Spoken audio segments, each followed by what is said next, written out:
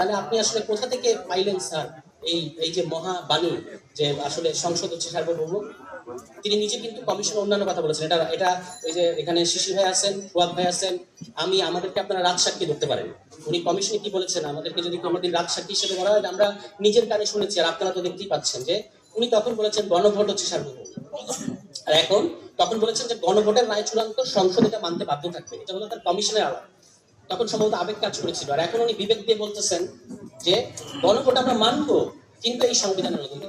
এখন আবার এটাকে সংবিধানের অধীনে ঢুকিয়ে নিয়ে যাচ্ছে এই কথা। এবং উনি বলছেন যে ওনাকে মানে ওনাদেরকে নাকি কুইনাইন খাওয়ানো হয়েছে।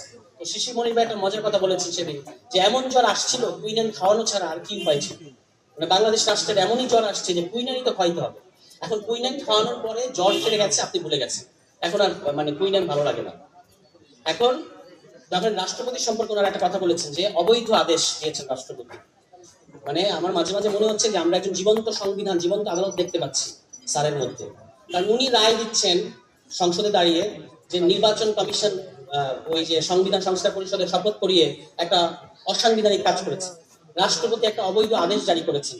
তো এখন প্রশ্ন হচ্ছে যে রাষ্ট্রপতি অবৈধ আদেশ জারি করলে আপনারা তাকে অভিশংসন করছেন না কেন? একটা অবৈধ আদেশ জারি করা রাষ্ট্রপতি থাকবে আপনাদের মধ্যে এরকম সাংবিধানিক সরকারের আমলে? এটা তো হইতে পারে না। এখন যেভাবে তারা রাষ্ট্রীয় প্রতিষ্ঠানগুলোকে দখল করতেছে, যতটা দ্রুত, অবিশ্বাস্য দ্রুত গতিতে। আমাদের পবিত্র কোরআন শরীফে আল্লাহ পাক বলছেন যে হে মানব জাতি, তোমাদের বড়ই তাড়াহুড়া। এত তাড়াহুড়া কেন বিএনপি, ঠিক বুঝতে পারছি না। মানে মাত্র 2 মাস হয়েছে, আপনি তো আরেকটু রয়েস হয়ে করেন। আওয়ামী লীগ সম্পর্কে তো আমাদের জেনারেশনে মোহ কাটতে 2-3 বছর লেগেছিল 2008-এর পরে। আর আপনি 2 মাসের মধ্যে যে আলামত দেখিয়ে দিলেন, এবং অন্যান্য সব গুরুত্বপূর্ণ জিনিসে বাদ দেন, যেখানে আমরা সবচেয়ে লাড্ডু মারি সেই বাংলাদেশ ক্রিকেটে মানে বিসিবি, ওই বিসিবির একটা কমিটিতেও তারা তাদের স্থায়ী কমিটির 3 জন পুত্রকে দিয়ে দিয়েছে। মানে 3 স্থায়ী কমিটির 3 হেভিওয়েট মেম্বারের পুত্র হচ্ছে এখন বিসিবি কমিটিতে। মানে আপনি অন্যান্য জিনিস বাদ দেন, অন্যান্য রাষ্ট্র প্রতিষ্ঠান তারা কি করবে সেটা তো পরে, বিসিবিতেই তারা ওই সালাউদ্দিন আহমদের সন্তান, মির্জা আব্বাসের সন্তান এবং আমির খসরু সাহেবের সন্তান, তিনজনের সন্তানকে কিন্তু আমরা ওখানে দেখতে পাচ্ছি। এবং এটা নিয়ে প্রশ্ন করার পরে উনি বলছেন যে না, আমরা বাপের দোয়া মানে ইয়ে খুলি নাই। অথচ আমরা দেখতে পেলাম যে উনি বলছেন যে আমার ছেলে একটা শখ করেছিল, একটা ভাষণ দেখলাম ওনার নির্বাচনের আগে।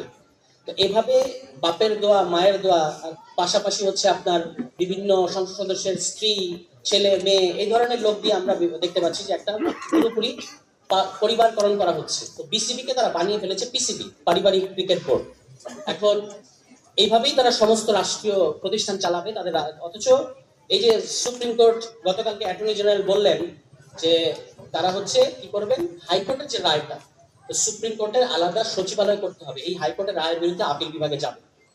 অথচ তাদের নিজস্ব 31 দফা, সেই 31 দফার মধ্যে তারা বলেছেন যে সুপ্রিম কোর্টের সচিবালয় প্রতিষ্ঠা করা হবে, অধস্তন আদালতের নিয়ন্ত্রণ সুপ্রিম কোর্টের হাতে দিয়ে দেওয়া হবে। এটা তাদের নির্বাচনী ইশতেহারের মধ্যেও আছে, এটা জুলাই সনদেও আছে, তাদের সেখানে নোট অফ ডিসেন্ট নাই।